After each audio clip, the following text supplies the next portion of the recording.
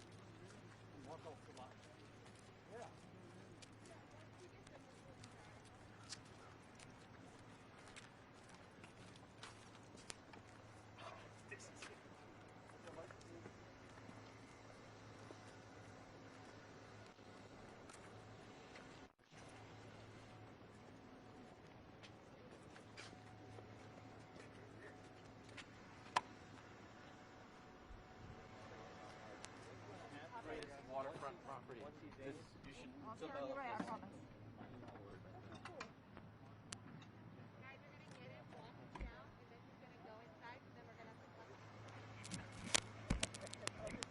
I want to say one thing before the president's not all here, although they could hear it. The epiphany for me about water and being below sea level, etc., was when I brought my daughter down here as a freshman at Tulane University just before the massive Katrina. And I remember the last thing that, and Mayor Landrieu was mayor then, he was being very nice to me, and I remember him saying to me, he said, now look, Joe, Senator, if there's ever any problem, your daughter can evacuate with me. And I'm thinking, what the hell is he talking about? And then they had a facility, they had all the parents come to the stage, the big auditorium, and they had someone, must have been from here, or I don't know where they're from, experts like y'all, come and explain that if you ever hear that there's a hurricane heading down here and your daughter says she's getting in the plane and flying somewhere, just give her the money. Get out of town. And when Katrina hit, we were down here and afterwards to try to help. I mean, it just blew my mind how consequential what you have to do here is. And one of the reasons for this, and I'm not trying to sell you on anything, but one of the things is that I'd like you to think about, if you had a wish list, I don't mean today, what would it be? $1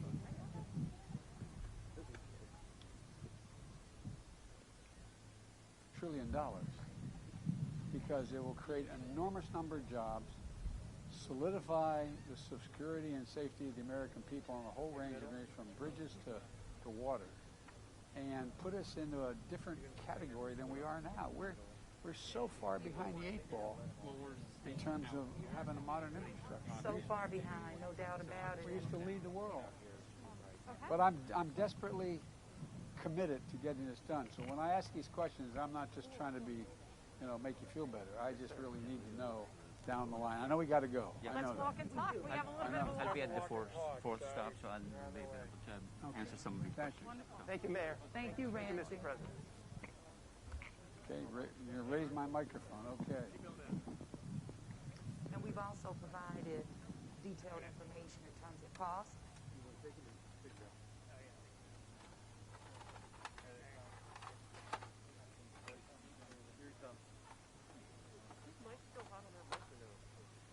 It was. They turned it off.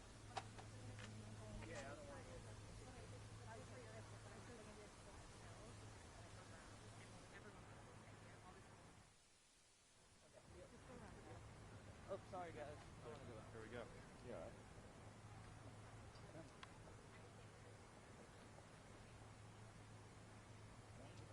Didn't let him run down the gravel. Somebody should have told him.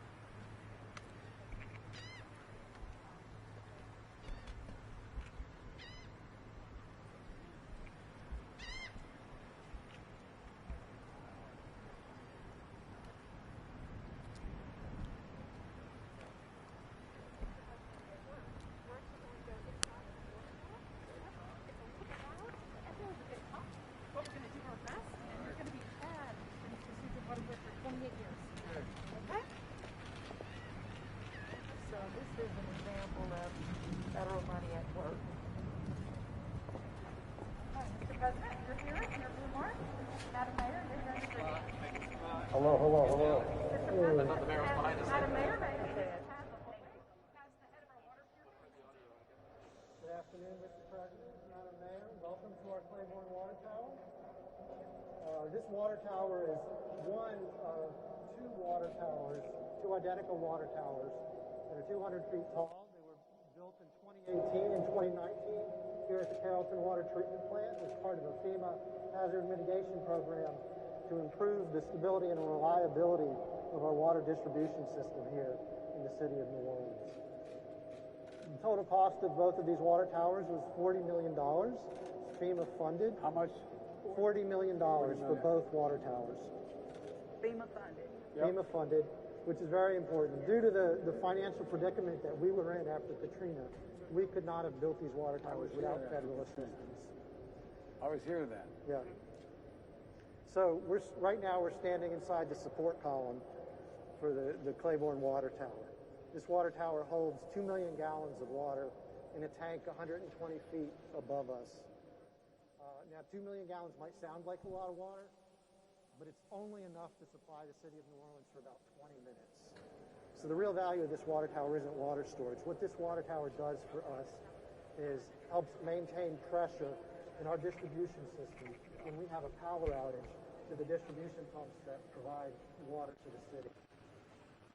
Prior to the construction of these towers, whenever we had a power outage at this plant, we would lose power to our distribution system. That would cause pressure loss in our distribution.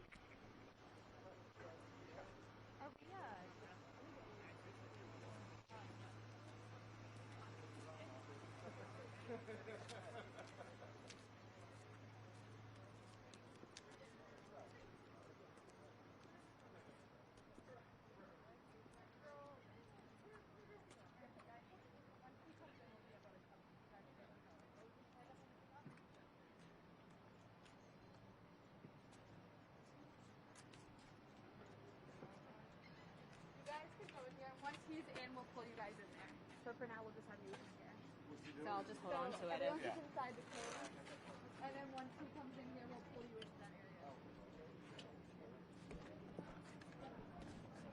You see the malt that are on the table?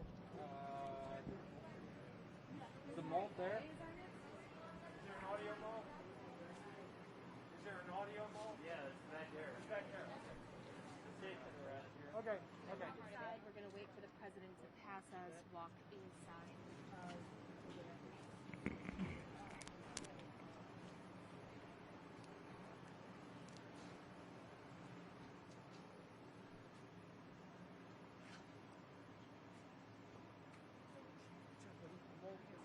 Yeah, malt inside. I'll stand right here and I'll help.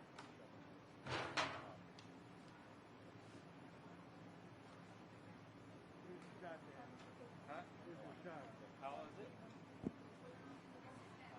And when he walks out.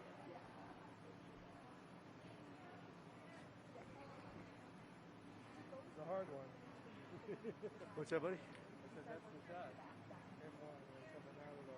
Oh yeah. Heck yeah.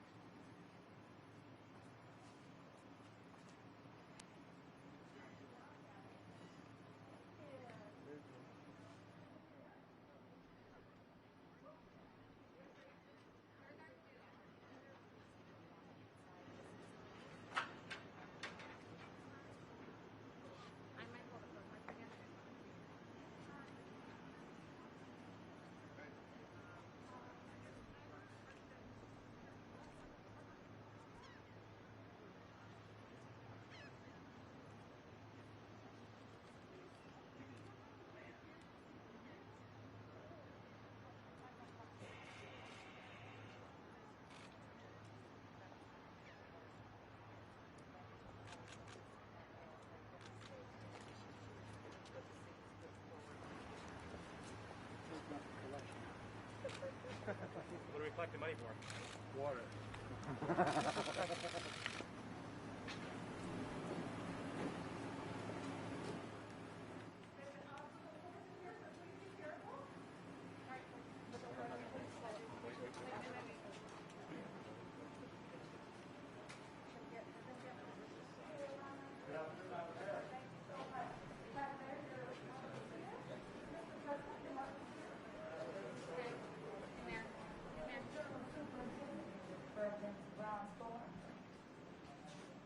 Doing fine, sir. Cool. Well, Mr. President, first I want to say welcome to the wonderful city of New Orleans. It's a pleasure, absolutely, it's a pleasure to be here. And Madam Mayor, welcome back to the city of New Orleans. Mr. President, just want to show you, this is our Claiborne Avenue pumping station. Our executive director may have indicated there were 3 phases of it. So here we're going to have 2 phases. One is the water purification. That's behind us where we can treat up to 136 million gallons of water a day. And the third component is what you see right here. It's our pumping system. So this Claiborne pumping station, and what we say is our younger pumping station. This station was constructed in 1958. Our other pumping station and filter gallery was in the 1920s. So we're going to focus here on our Claiborne pumping station. So what we're doing is modernizing our pumping station based upon the federal funding that we received in the hazard mitigation program.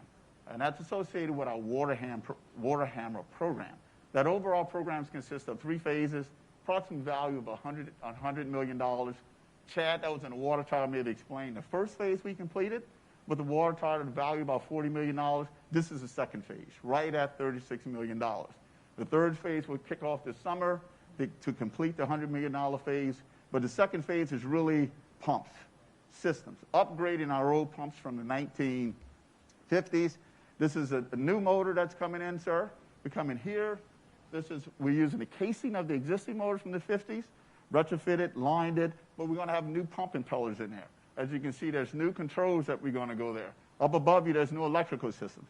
This will give us reliability, redundancy, and get us in that control for automation. They look like the old pumps. Yes, sir. They're definitely old pumps, beefy old pumps. I understand what you're doing now. I was wondering because I did this in Newcastle County, Wilmington, where I'm from, a long time ago, and that looked like the old. Anyway, sorry. No, sir, you're right. That is the casing. So what we're doing is we gutted the casing, sandblasted it, put a liner in it, but we did construct a new pump impeller. Yeah, got it. So, but that's what that federal funding would do for us. Mm-hmm. Reliability, we're using that funding wisely. So, and as you follow me, we're going to go on the other half. Part of it is we can do one half at a time. So we have the other half operational while we fix this.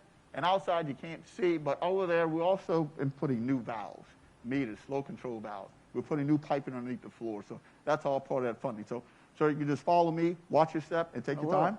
Yes, sir. Putting in more redundancy than we've had in decades. You can see that.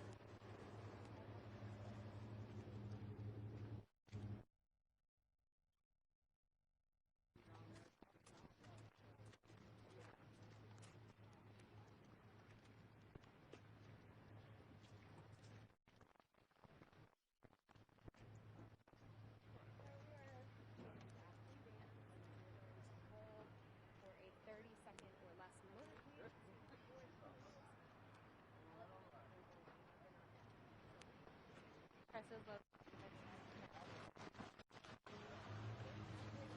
a long way. Well, I didn't know if it was that one or this one. Not up there. Not up there.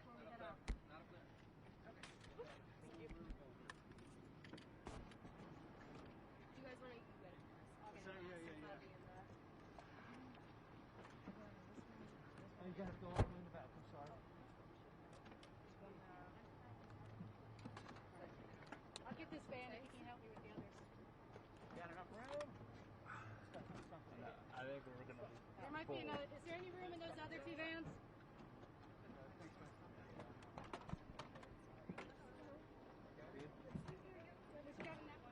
Where's the tripod? All right. Christina, you have the tripod? She has it. She's jamming it in now. Got it. 4? Because we got way too many here. I don't even know what he was going to do with us. Bumper hitch.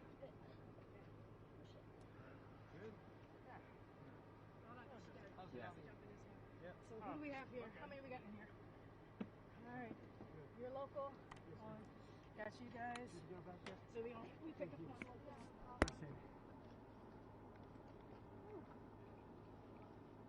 I didn't know how many more people coming in here. A little warm. Yep. Gotta go.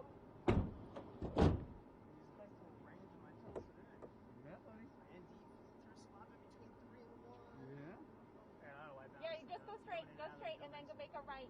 Sorry, a left at the this thing here. Left. Follow the buggy that's ahead of you. Left, right here. Are we rolling or are we just waiting? We're going to We the are forward moving spot. from 3 to 4. We're following this vehicle. Yeah, yeah.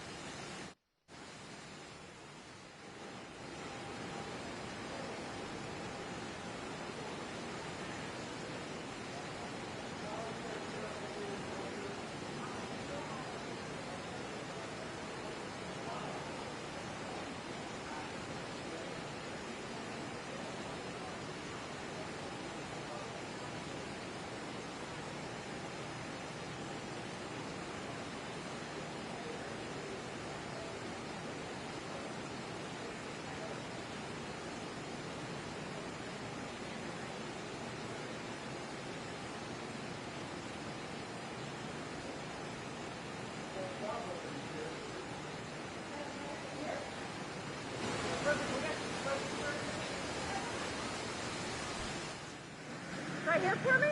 And this is Caitlin heading up our power modernization. Hey, Caitlin, how are you? Very good to meet you. Pleasure to meet you. Welcome, Mr. President, Madam Mayor. Thank you for all you do. We are so pleased to have you here in our powerhouse. More specifically, we are standing in our boiler room. What we do here is we make the steam needed to turn our turbines, which power our pumps for the drinking water and the storm water, which I know you've already heard about. So those pumps and these facilities were originally installed in the early 1900s. So that means that they use old technology of 25 hertz power. And so for well over 100 years, we have been continuously making our own power that we need to run our pumps and our system. So standing here behind me are 3 of our 6 boilers. And we call this the new side of the house because it was installed in the late 1940s. So of course, there have been some upgrades and some improvements since that time. We no longer burn coal, we burn natural gas. And, but unfortunately, these facilities just aren't as efficient and safe as they once were.